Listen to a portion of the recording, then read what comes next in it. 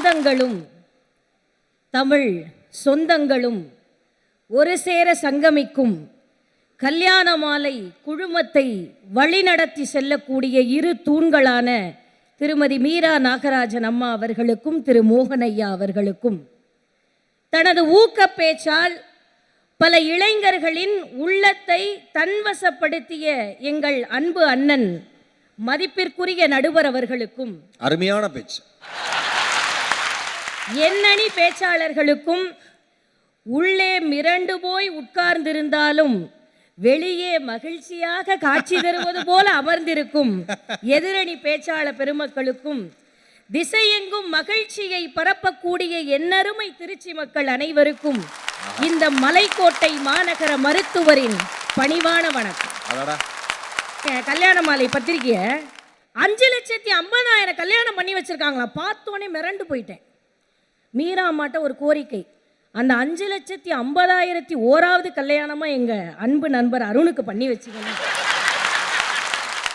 எங்க அணியை பார்த்தாலே ஒரு பக்குவம் தெரியும். 3 பேருமே பாதிக்கப்பட்ட மாதிரியே இருப்போம்.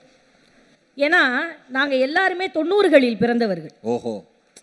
எதிரணியை எட்டி பார்த்தா எதையோ சாதிச்ச மாதிரியே ஒரு சந்தோஷம். ஏன்னா 90% பேர் 2000ல பிறந்தவங்க. அந்த கடைசியா உட்கார்ந்துருக்காரு இருக்கிறதே 3 பேர், அது என்ன 90%?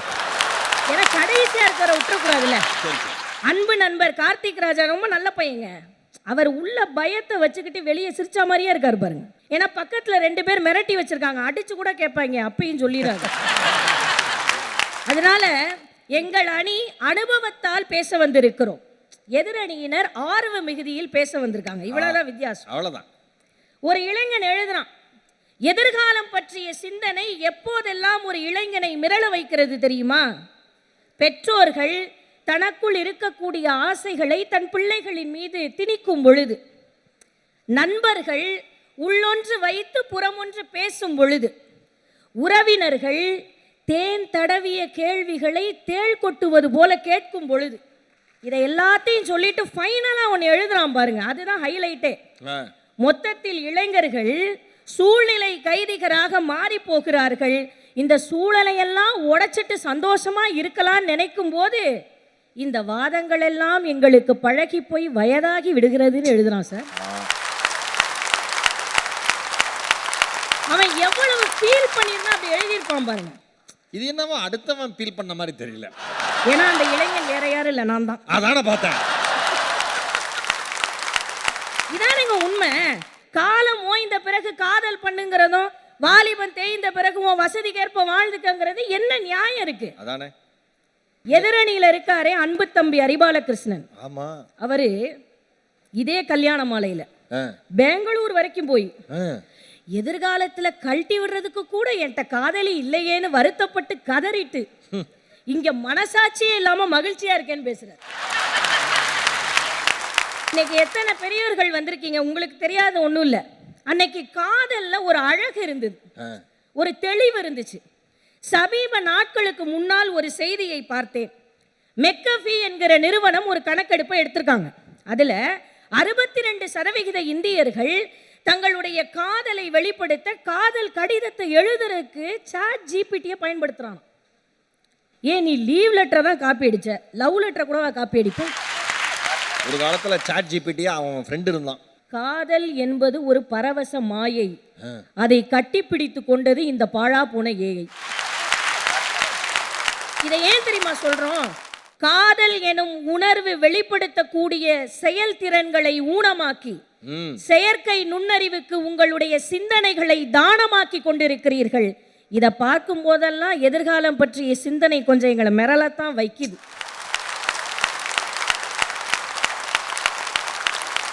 கல்யாண மாலைக்கு வந்துட்டு கல்யாணத்தை பத்தி பேசாம போனா எப்படி? அதானே. ஆண்கள் பொதுவாகவே அப்பாவிகள். அடாடா, இப்பதாமா உன் பேச்சு ரொம்ப நல்லா இருக்கு. என்னடா ஒரு பெண் இப்படி சொல்றாங்களே அப்படின்னு நீங்க நினைக்க கூடாது. உண்மைங்க. ஏன் தெரியுமா? ஆண்களைத்தான் இந்த உலகம் ஆசையை காட்டி ஈஸியாக ஏமாத்தி விடுகிறது. அத சொல்லுமா, எனக்கெல்லாம் கல்யாணம் பண்ணி வைக்கிறப்ப ஓஹோன்னு இருப்பேன். என் ஃப்ரெண்டு ஒருத்தர் இருந்தான், நல்ல பையன். சரி. பொதுவாகவே நம்ம ஆளுங்க ஜாதி மதம் பார்க்காம கூட கல்யாணம் பண்ணுவாங்க, ஜாதகம் பார்க்காம கல்யாணம் பண்ண மாட்டாங்க. என் ஃப்ரெண்டை கூட்டிட்டு ஜாதகம் பார்க்க போயிருக்காங்க. அவரு அம்மா அப்பா பயந்துட்டு கேட்பாங்க, எதுவும் செவ்வாய் தோசை இருக்காங்க, ஏதாவது பரிகாரம் இருந்தா சொல்லுங்க, கிளியர் பண்ணிடுவோம். கட்டத்தை பார்த்துட்டு பையன் ஜாதகத்துல பிரதோஷத்தை தவிர எல்லா தோஷமும் இருக்கு. கல்யாணன்ற கட்டம் காணாம போயிடுச்சு, வீட்டுக்கு பேசாம போயிடும். அவன் வரும்போது காதல் கோட்டை அஜித் மாதிரி வந்து போகும்போது சேது விக்ரம் மாதிரி போறான். ஒரு உண்மையை சொல்லட்டுமா, இந்த உலகம் ஆண்களினுடைய வலியை புரிந்து கொள்வதே இல்லை. இன்றைக்கும் எத்தனையோ ஆண்கள் தன்னுடைய தேவைகளுக்காக ஈசி இஎம்ஐகளில் தன்னுடைய ஆசைகளை அடமானம் வைத்துதான் வாழ்ந்து கொண்டிருக்கிறார்கள். இதே நிலைமை தான் பெண்களுக்கும் வரேன். ஏன்னா அது வலி, அது வேற டிபார்ட்மெண்ட். நான் மருத்துவம் படிச்சிருக்கேங்க. ஒரு கல்யாணத்துக்கு போனேன், என்னை பார்த்து கேட்டாங்க, ஏம்மா மூக்கு மொழியுமா அழகா இருக்க, இன்னுமா கல்யாணம் ஆகல? அப்படிலாம் என்கரேஜ் பண்ணுவாங்க, நீ நம்பாத. ரைமிங்ல போகும்போது டைமிங். சாரிமா சாரிமா.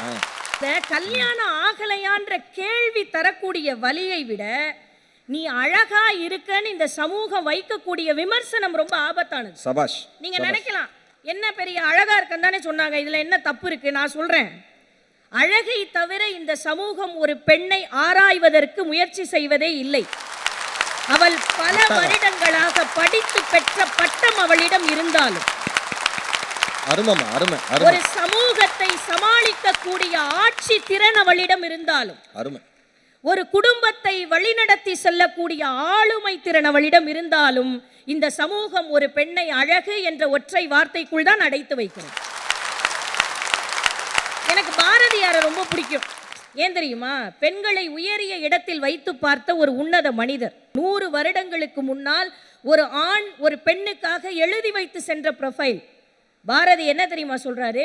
நிமிர்ந்த நன்னடை, நேர்கொண்ட பார்வையும், நிலத்தில் யாருக்கும் அஞ்சாத நெறிகளும், திமிர்ந்த ஞான செருக்கும் இருப்பதால் செம்மை மாதர் திரும்புவதில்லையாங்கிறார் பாரதி. இன்னைக்கு நான் என்னோட பயோடேட்டால நிமிர்ந்த நன்னடை, நேர்கொண்ட பார்வை அப்படின்னு எழுதுனா இந்த சமூகம் என்ன சொல்லும்?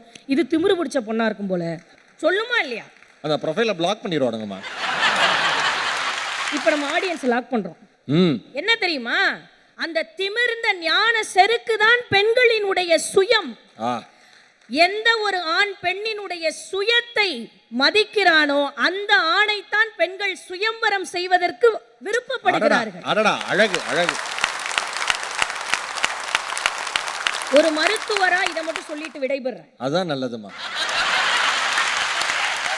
ஒரு மருத்துவராக எதை பற்றி சிந்திக்கும் போதெல்லாம் எனக்குள் ஒரு பயம் வருது தெரியுமா? அண்ணே, அன்னைக்கெல்லாம் வாயில வெத்தலை போட்டா நாக்கு சிவப்பாகும். ஆமா. இன்னைக்கு வாயில வெத்தலை போடுறான், வாயில ஃபயர் ஆகுது. கேட்டா ஸ்மோக் பானுங்கிறான். அதான், அவ்வளவுதான், அப்படியே ஸ்மோக் ஆக வேண்டியதான். ஒரு 2-3 நாட்களுக்கு முன்னால ஒரு செய்தி பார்த்திருப்பீங்க. கர்நாடகால ஒரு சிறுவன் ஸ்மோக்கிங் பிஸ்கட்டை வாயில போட்டதும் வலியில துளி துடிச்சு ஓடுறான். அதை விற்கிறவங்களுக்கு அதுல என்ன இருக்குன்னு தெரியல, வாங்குற நமக்கு வாயிலையும் மூக்குலையும் புகை வந்தா போதும். ஆவி பறக்க அம்மா இட்லி வேக வச்சு சட்னியை சுட சுட கொடுத்தா நம்மளால சாப்பிட முடியல, ஆனா வாண்டடா வாயில நெருப்பள்ளி கொட்டிக்கிறதுக்கு ரெடியா இருக்கும்.